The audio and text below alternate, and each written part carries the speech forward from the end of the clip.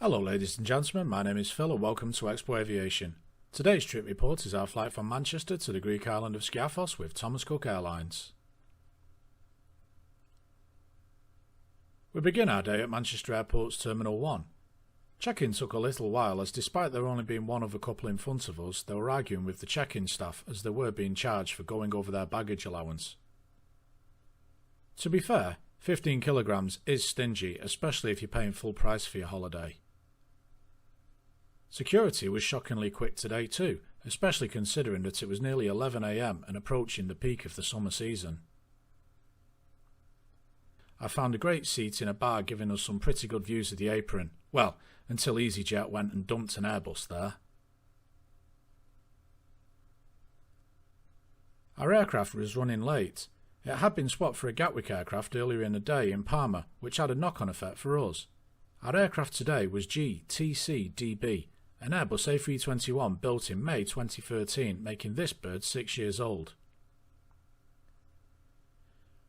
She was previously delivered to Condor and she still sports the old Thomas Cook livery. Still, it was a winner for me.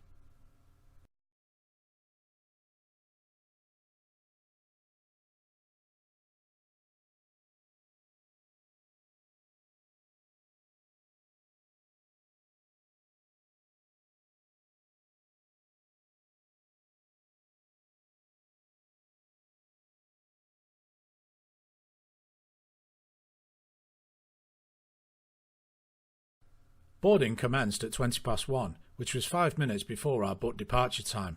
Evidently, we were going to be away late. Despite having the old Thomas Cook livery on the outside, the interior was the same as the majority of the fleet, with slimline seats made with a rubbery leather fabric. The seat pitch is rather tight, as this is a densely packed charter aircraft after all. However, due to the design of the seats, the legroom was okay for my 5'10" stature. It has an all-economy class cabin, though the airline does sell extra legroom seats on exit rows and an enhanced economy product on the first row. However, it is still the same seat design. Despite the late arrival and quick turnaround, the aircraft was clean and tidy. We eventually pushed back 45 minutes late and headed for runway 5 left whilst watching a manual safety demonstration.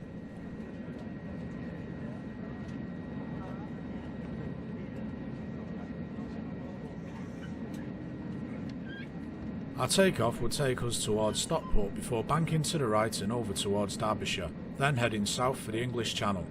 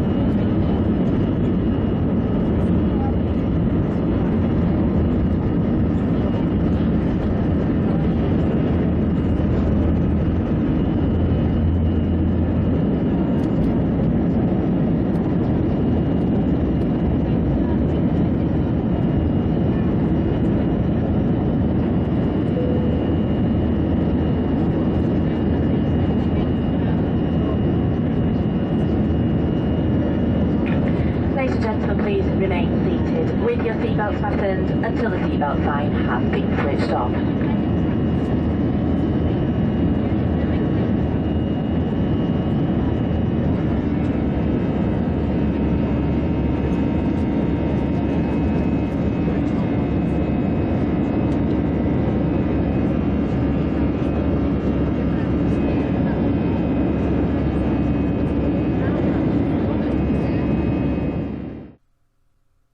The onboard service began shortly after takeoff with the drinks service.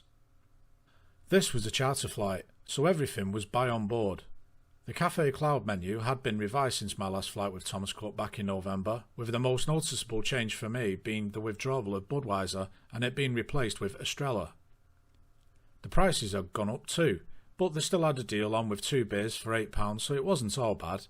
I settled for 2 cans of Brewdog rather than Stella, and my missus had the Estrella after all, we were on holiday. Unlike a number of scheduled airlines which have switched to a buy-on-board setup, the charter carriers do take cash payments as well as cards. They also take most foreign currency too, with just a few exceptions, though beware, the exchange rate is less than favourable. With the drink service out of the way, the meal service began, well, for those who paid extra and ordered one. We hadn't, so we had to do without. They were still using James Martin designed meal, which did smell rather nice, but at £8 each way on a short flight, some folks might prefer to do without. The duty-free service began next. Well, it's not called duty-free anymore, but an old hand like me gets set in my ways. The Emporium magazine in the seat pocket provided details of everything on sale through the flight, though, as this was an intra-EU flight, there was no cigarettes or spirits available.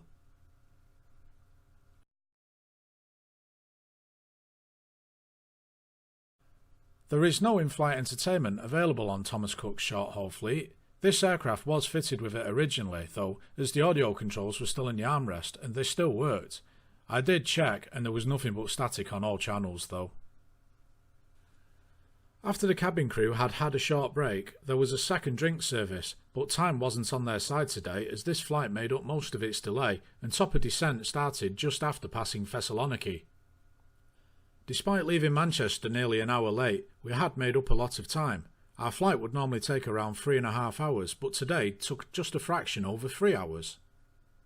The flight was sold to us as part of a package holiday. There are limited options on this route to Skiathos, with only Thomas Cook, TUI and occasionally Enserair operating flights on behalf of their respective tour companies.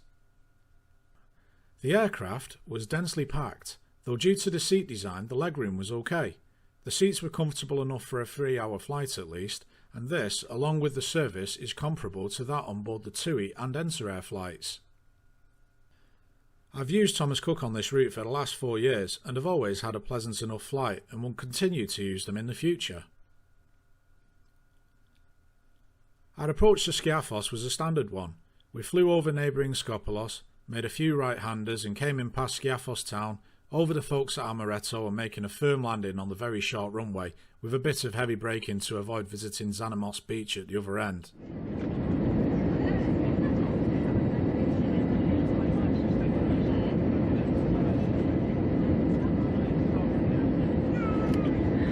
Cabin crew seats for landing.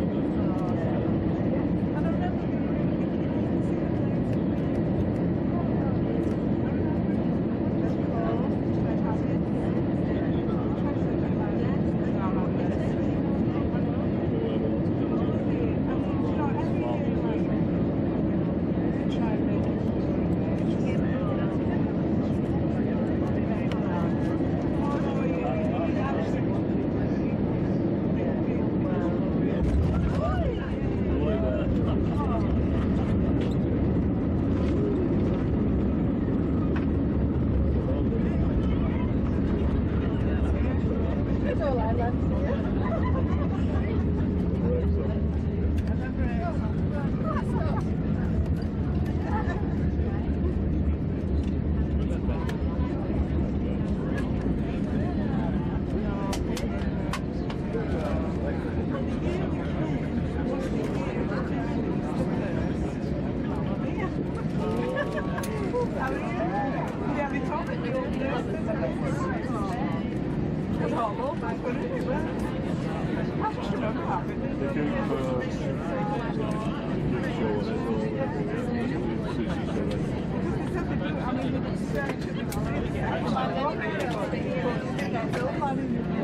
they really put out to it about it not being filmed.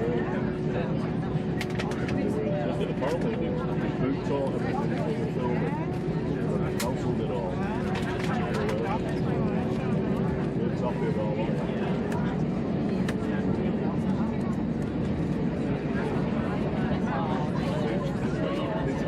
It's still no difference.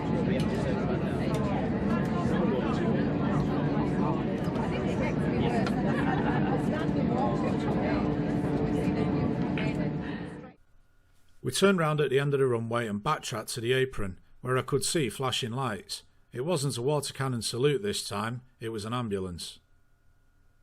We arrived on stand, and as expected there was the usual cacophony of seatbelts being undone, but nobody was going anywhere yet. A passenger was unwell and needed taking to hospital, so we were sat there for another 10 minutes or so while I took care of him, and then we were on our way too, on a bus and into the newly refurbished Skiathos airport.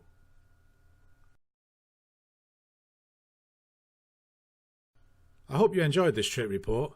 There are plenty more videos from this trip coming up, as well as other trips scheduled this year on Delta and Virgin Atlantic, so check back to see those, or better yet, subscribe to know when the latest video drops, and as always, thanks for watching.